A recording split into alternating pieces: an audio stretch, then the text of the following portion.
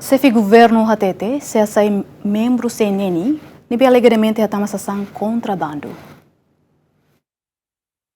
Sábado foi na Laisne, equipa conjunta PNTL e FFDTL, halo passa revista e posto administrativo Liquissa Vila, município Liquissa, mais ou menos tucunen loraikne, consegue halo apreensão basação contrabando hanesan foguetes, nebe alegadamente hatama husi dirigente SNI na rua. Primeiro-ministro Kairala Xanana Guzmão hatete, minha parte foi em cima informação husi jornalista Sira Konaba dirigente SNI na rua, nebe alegadamente hatama sasan contrabando, no netir sanana sede ma comete crime, minha parte se hasai hoto.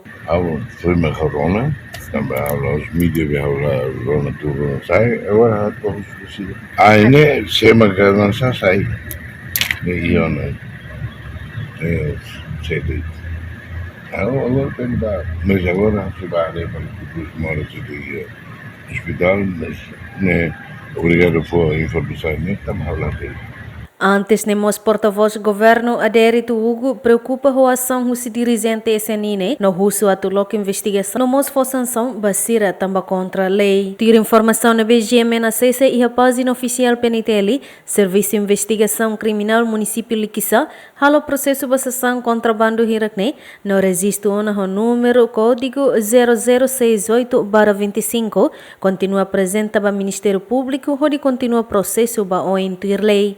Equipa cobertura Xefe.